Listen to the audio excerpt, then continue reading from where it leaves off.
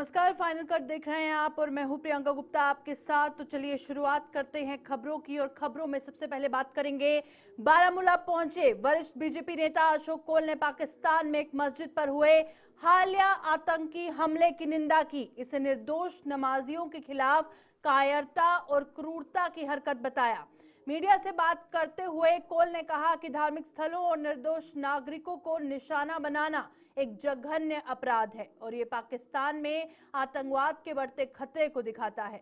उन्होंने कहा कि ऐसी घटनाएं पाकिस्तानी सरकार के अपने लोगों को सुरक्षा देने में विफलता को उजागर करती है। कोल ने कांग्रेस अध्यक्ष तारिक हमीद कर्रा की भी आलोचना करते हुए कहा कि उनकी चुनावी जीत केवल नेशनल कॉन्फ्रेंस के समर्थन से ही संभव हुई थी। उन्होंने कहा कि कर्रा में अकेले चुनाव जीतने की राजनीति ताकत नहीं है। मैंने यहाँ बताया कि जो कोई अपने किसी के लिए गड्ढे खोदता है, एक न एक दिन वो उस गड्ढे में खुद ही गिर जाता है। पाकिस्तान ने हमारे लिए जो गड्ढे खोदे पिछले 30 सालों में, जो जम्मू कश्मीर के साथ उन्होंने किया है, अनेक लोगों का मैसेकर किया है, लगातार आतंकवादी घटनाएं की, उसका खमियाजा उनको भुगतना पड़ता है। और ये अच्छी बात है। लोगों को जब कोई ऐसी घटनाएं होती है तो उसका रोष करना चाहिए। आखिरकार वहाँ मस्जिद में, बड़ी पवित्र जगह मस्जिद होती है, उस मस्जिद में धमाका हुआ और उस धमाके में बहुत सारे लोग हताहत हो गए। ये बड़ा दिल को कष्ट देने वाला है और हमारे लोगों ने इसके खिलाफ मुजाहरा किया, बहुत अच्छा हुआ। और उन्होंने पाकिस्तान के विरोध में नारे भी दिए, ये भी बहुत अच्छा। और आप देखेंगे पाकिस्तान आगे जाकर खंड खंड हो जाएगा। अफगानिस्तान में क्या हालत है, जिस तालिबान को वो आज पाल रहे थे, वो तालिबान आज भारत के साथ आकर उनके साथ मिल रहा है। वो तो हर 5 साल के बाद बदलना ही है। अब 5 साल के बाद बारी आएगी बीजेपी, उसको लगेगी बीजेपी जीतेगी तो बारी आएगी बीजेपी, हम उसका वेलकम करेंगे, उसका स्वागत करेंगे। मैं उसका वैसे भी उसके बारे में अच्छा सोचता हूँ और मैं यही सोचूंगा कि वो बीजेपी में आए और अच्छा है। साहब देखिए, कर्रा साहब अपने बल पर तो जीता नहीं है, उसको एनसी ने जिताया है। कर्रा साहब जिस कॉन्स्टिट्यूंसी खड़ा हो, वो कॉन्स्टिट्यूंसी कभी एनसी हारती नहीं थी। और इस बार कर्रा साहब को किया और एनसी ने अपना आदमी नहीं खड़ा किया। एनसी का एक बहुत कद्दावर नेता खड़ा भी हुआ था, लेकिन उसको उन्होंने सपोर्ट नहीं किया, वो हार गया। लेकिन कर्रा साहब तो एनसी के बलबूते पर ही आगे बढ़ रहा है। अपना तो कांग्रेस का यहाँ जम्मू कश्मीर में कुछ बचा नहीं। एक सीट मिली है उनको रजौरी में, जम्मू में, और बाकी सब सीटें जो भी 6 सीटें हैं वो कश्मीर से। विजयपुर के उत्तरवाहिनी नगरोटा गांव में भाजपा प्रदेश अध्यक्ष सत शर्मा ने केंद्रीय बजट को लेकर जन जागरूकता कार्यक्रम में भाग लिया। इस दौरान उन्होंने केंद्रीय वित्त मंत्री निर्मला सीतारमण द्वारा पेश किए गए बजट की प्रमुख विशेषताओं पर प्रकाश डालते हुए इसे वर्ष 2047 तक विकसित भारत के लक्ष्य की ओर ले जाने वाला बजट बताया। उन्होंने कहा कि केंद्र सरकार का बजट किसानों, आम लोगों, बेरोजगार युवाओं और सेना सहित हर वर्ग को ध्यान में रखकर तैयार किया गया है। सत शर्मा ने जम्मू कश्मीर की अमर सरकार द्वारा पेश किए गए बजट की आलोचना करते हुए कहा कि आम जनता के हित में नहीं है और इससे लोगों को अपेक्षित लाभ नहीं मिलेगा। उन्होंने कहा कि केंद्र सरकार ने जम्मू कश्मीर को पर्याप्त फंड दिया है, लेकिन स्थानीय बजट का प्रभाव सीमित रहेगा। वो एक माइलस्टोन बजट है, जो बजट आज के संदर्भ में पेश किया गया केंद्र में, और 5 वर्ष का आगे का अंतराल और 2047 में देश विकसित भारत कैसे बने उसकी तरफ काम करता हुआ बजट। कोई लुभावना बजट नहीं है जिसमें टैक्सेस कम हुए हैं, कोई ऐसा बजट नहीं है। लेकिन इस बजट में जब एक मंदिर का निर्माण होता है, जब एक भवन का निर्माण होता है, तो एक सशक्त नींव रखी जाती है ताकि भवन ऊंचा हो सके, मंदिर ऊंचा बन सके। ये वैसा ही एक बजट है जो एक नींव का पत्थर जो है, एक माइलस्टोन जो है, वो साबित होगा। और जम्मू कश्मीर के बजट के बारे में मैं तो इतना ही कहना चाहूंगा, हूबहू कॉपी करने की कोशिश।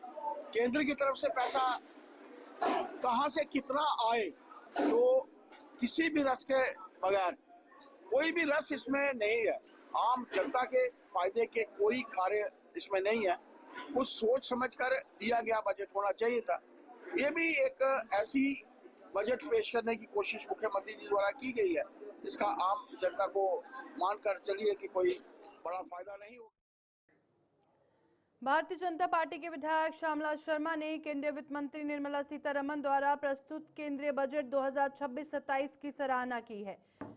उन्होंने कहा कि ये बजट विकसित भारत 2047 के लक्ष्य को ध्यान में रखकर तैयार किया गया है और इसमें समाज के हर वर्ग का विशेष ध्यान रखा गया है। उन्होंने बताया कि बजट में युवाओं, किसानों, मध्यम वर्ग और उद्यमियों के हितों को प्राथमिकता दी गई है। रिफॉर्म एक्सप्रेसवे के तहत 350 से अधिक सुधारों को आगे बढ़ाया जा रहा है, जिससे व्यापार, सुगमता और पारदर्शिता को बल मिलेगा। श्यामलाल शर्मा ने कहा कि आर्टिफिशियल इंटेलिजेंस, संरचनात्मक सुधारों और जन विश्वास अधिनियम 2.0 जैसे कदम अर्थव्यवस्था को नई मजबूती देंगे और रोजगार के अवसर बढ़ाएंगे। सीनियर नेता और जब अगर आप देखेंगे कि किसी सेक्शन को, और हमारी जो जीडीपी है वो डिपेंड करती है एग्रीकल्चर सेक्टर को, और जो हमारी सरहदें हैं, कुछ मुल्क जो हैं वो भारत की तरक्की में दखल डालना चाहते हैं, और डिफेंस के लिए आपने देखा होगा कि उसके बजट की कितनी ग्रोथ की है। ये एरियाज हैं। हेल्थ में,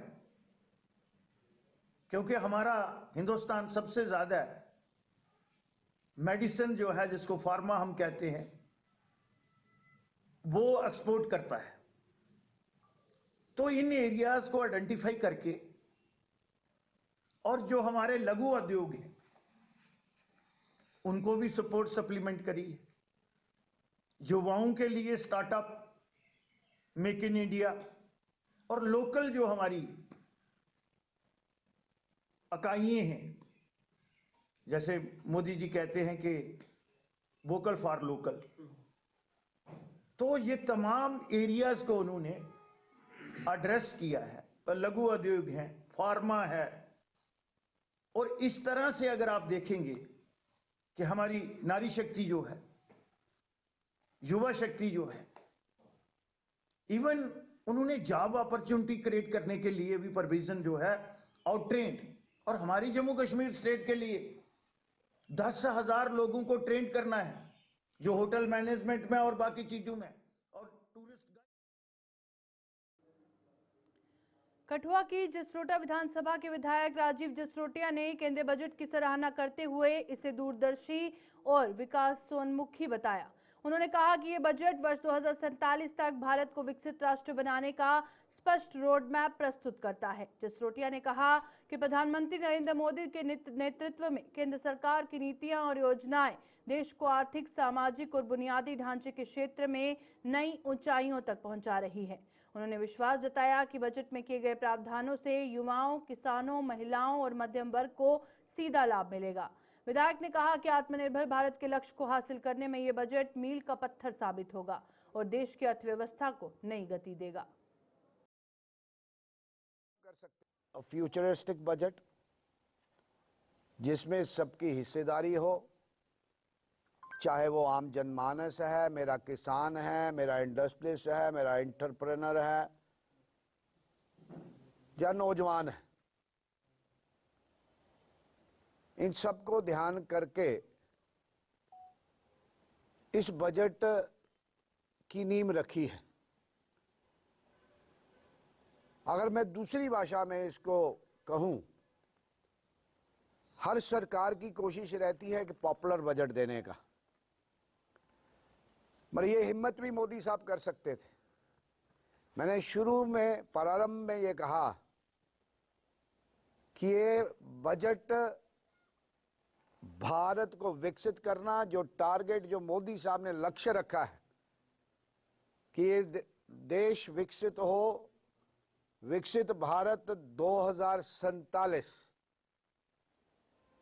ये 21 वर्ष का रोड मैप है, उसकी नींव इस बजट में रखी गई है। कॉरिडोर्स का रखना, जो त्रुटियां हैं सरकार उस पर नजर दौड़ाएगी और जो उसमें इम्प्रूव करने की कोशिश है वो सरकार करेगी।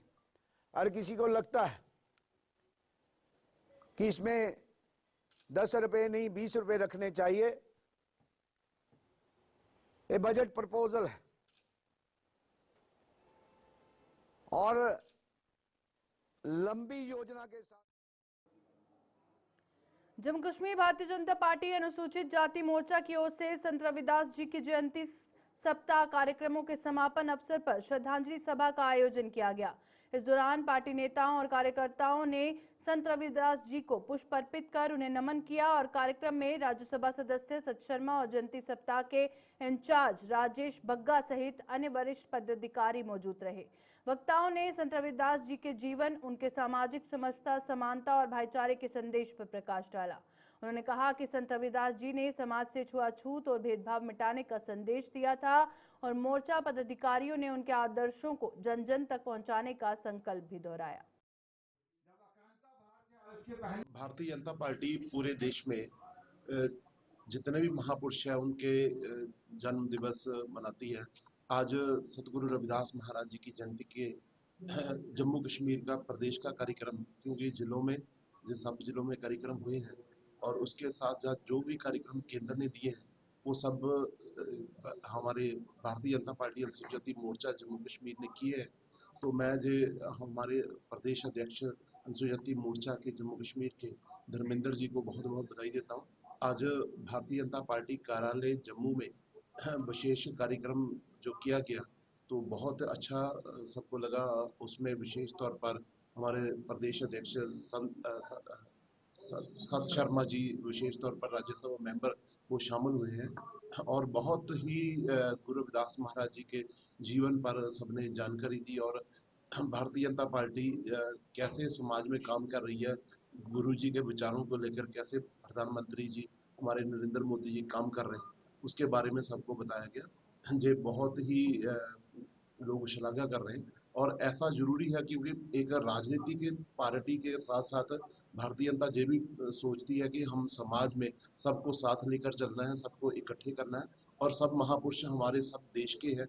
इसलिए आज गुरु रविदास जी की जयंती का बहुत स्वागत है। तो चलिए खबरों में बढ़ते हैं आगे। अब बात करेंगे श्री गुरु रविदास सभा द्वारा जम्मू में आज गुरु रविदास जी महाराज की 649वीं जयंती श्रद्धा और उत्साह के साथ मनाई गई। कार्यक्रम में जम्मू क्षेत्र के विभिन्न इलाकों से बड़ी संख्या में श्रद्धालुओं ने भाग लिया और इस अवसर पर विधायक अरविंद गुप्ता और भाजपा प्रवक्ता जोरावर सिंह जम्वाल विशेष तौर पर मौजूद रहे। वक्ताओं ने गुरु रविदास जी के जीवन और शिक्षाओं पर प्रकाश डालते हुए उनके बताए मार्ग पर चलने का आह्वान किया। उन्होंने कहा कि गुरु जी ने समाज में व्याप्त भेदभाव के विरुद्ध आवाज उठाई और समानता, भाईचारे व मानवता का संदेश दिया था।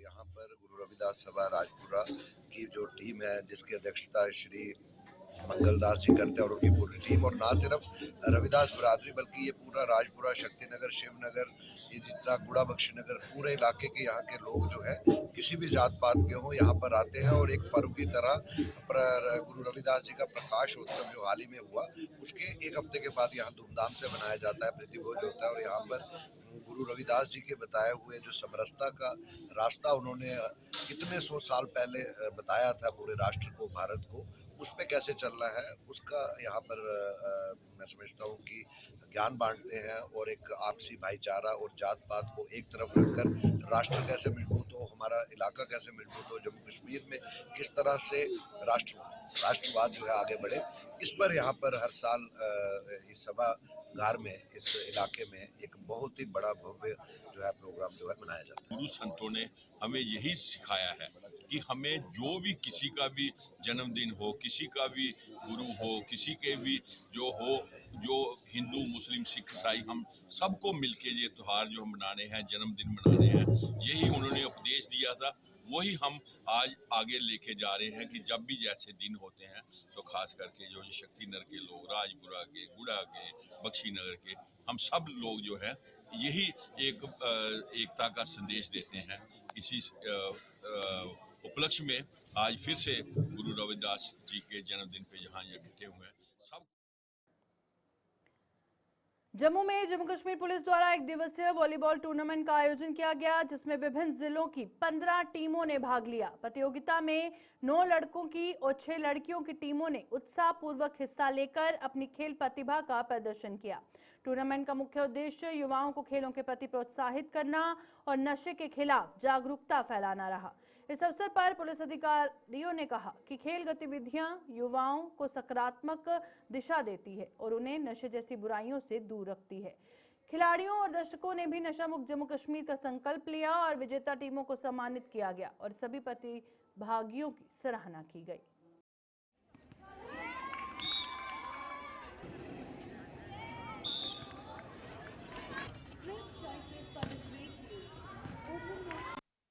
जम्मू पुलिस के अंतर्गत जो हमारा सिविक एक्शन प्रोग्राम है, उसमें आपने देखा कि यहाँ 15 टीम्स जो एक टूर्नामेंट छोटी सी करवा रहे हैं वॉलीबॉल की, तो इसके अंदर 9 टीम्स बॉयज़ की हैं और 6 टीम्स जो हैं वो गर्ल्स की हुई हैं। और ये सारी teams different districts of JNK की आई हैं। They are not only from Jammu. और मुझे आपके साथ साझा करने में खुशी हो रही है कि हमारे यहाँ से जो टीम्स पहले भी खेली और जो यहाँ के बच्चे पहले बाहर निकले स्पोर्ट्स पर्सन, वो नेशनल लेवल तक गए हैं। एंड इस बार भी काफ़ी ज़्यादा जो है जोशो खरोश है। इसके साथ ही जो हमारी सिविल सोसाइटी है, अगर आप यहाँ देखें तो सिविल सोसाइटी के सारे लोग हमारे साथ हैं, शहरा सभा हमारे साथ है, ये सारे लोग सारा यूथ और जम्मू कश्मीर पुलिस जम्मू पुलिस मिल के हमारा पुलिस स्टेशन बागे बहू के अंतर्गत ये वाला जो program it is being organized. And I wish all the players very successful event and tournament. और मैं उम्मीद रखता हूँ कि जिस तरीके का जोश आज के जितने भी प्लेयर्स, चाहे वो गर्ल्स प्लेयर्स हैं बॉयज़ हैं, इन सब में जो जोश है it will take them to the heights. और जम्मू कश्मीर पुलिस हमेशा पीछे खड़ी रहेगी आपको सपोर्ट करने के लिए, आपको गाइड करने के लिए। आपको अखनूर विधानसभा क्षेत्र की पंचायत जड़ में विधायक मोहन लाल ने 25 लाख रुपए की लागत से बनने वाले पंचायत घर के कार्य का विधिवत शुभारंभ किया। इस अवसर पर बड़ी संख्या में ग्रामीण और स्थानीय प्रतिनिधि मौजूद रहे और ये पंचायत घर लंबे समय से क्षेत्र की महत्वपूर्ण मांग रहा है और इसके निर्माण से पंचायत स्तर पर बैठकों के आयोजन, विकास परियोजनाओं के प्रभावी से लागू करने और आम लोगों को बेहतर सुविधाएं उपलब्ध करवाने में मदद मिलेगी। शुभारंभ के बाद विधायक मोहन लाल ने कहा कि अखनूर विधानसभा का समग्र और संतुलित विकास उनकी प्राथमिकता है। उन्होंने भरोसा दिलाया कि क्षेत्र को आदर्श विधानसभा बनाने के लिए बुनियादी ढांचे को लगातार मजबूत किया जाएगा। पंचायत जड मुलवाल बहुत देर से एक मांग थी कि यहाँ पे पंचायत घर होना चाहिए। मैं भी थोड़ा हैरान हूँ कि इतनी बड़ी पंचायत है, आज तक यहाँ पे पंचायत घर नहीं है। लेकिन इन लोगों के प्रयास से हमने भी प्रयास किए, सरकार से पैसा आया और 25 लाख की लागत से आज पंचायत घर का काम शुरू किया है। इसमें स्लैब पड़ रही है। तो मुझे लगता है कि आने वाले दिनों में इस पंचायत घर का फ़ायदा इन सब लोगों को होगा, जहाँ निवासियों को होगा।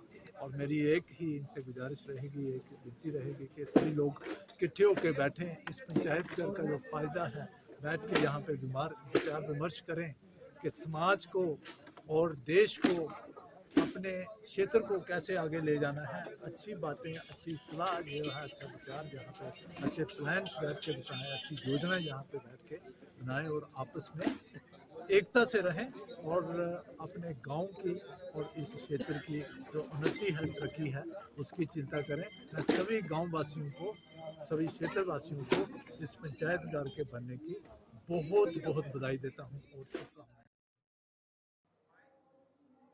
डिप्टी कमिश्नर पुंछ अशोक कुमार शर्मा ने आज जिला मुख्यालय में मीडिया कम्युनिटी के साथ एक अहम बैठक की। बैठक का उद्देश्य जिला प्रशासन और मीडिया के बीच बेहतर तालमेल स्थापित करना और आपसी रिश्तों को मजबूत बनाना था। इस दौरान पत्रकारों ने अपने पेशेवर माहौल और कामकाज से जुड़े विभिन्न मुद्दों को प्रमुखता से उठाया। मुख्य मांगों में पुंछ में प्रेस क्लब की स्थापना और पत्रकारों को सेफ्टी किट उपलब्ध करवाना शामिल रहा। डिप्टी कमिश्नर ने सभी मुद्दों को गंभीरता से सुना और आवश्यक फॉलोअप का आश्वासन दिया। उन्होंने कहा कि जायज मांगों को प्राथमिकता के आधार पर हल किया जाएगा। साथ ही उन्होंने जिम्मेदार पत्रकारिता की अहमियत पर बल देते हुए प्रेस के साथ पारदर्शी संवाद बनाए रखने की प्रतिबद्धता दोहराई। जब से मैंने ज्वाइन किया है, बड़ी देर से हम ट्राई कर रहे थे कि सिविल सोसाइटी के साथ डिफरेंट मीटिंग्स हुई है, हर फील्ड के साथ बात हुई है, फील्ड विजिट्स की हैं। एक फ्रेटर्निटी हमारी रह रही थी, मीडिया फ्रेटर्निटी, जिनसे खुल के बात नहीं हो रही थी और इनकी रजिस्ट्रेशन भी प्रोसेस में थी। ये सारी चीज़ें देखने के लिए आज जो पुंछ डिस्ट्रिक्ट की मीडिया फ्रेटर्निटी है, उसकी एक मीटिंग बुलाई थी और सबके साथ इंट्रोडक्शन भी हुई और उनके इश्यूज भी देखे गए, मीडिया फ्रेटर्निटी के इशू देखे गए, जो लोगों के इशू वो कन्फ्रंट करते हैं उनको भी सुना गया। तो अब आने वाले टाइम में हम कोशिश करेंगे कि इनका फेस मैनर में जैसे जैसे हम इनको रिजॉल्व कर सकते हैं उसको करने की कोशिश करेंगे। लोगों के मसाइल को भी उजागर किया गया और जो सहाफ़ियों को खासी तौर पर यहाँ पर मसाइल दरपेश हैं उन पर बात हुई। ज़िला तरक्याती कमिश्नर साहब ने इसमें मुफस्सिल गुफ्तगू की।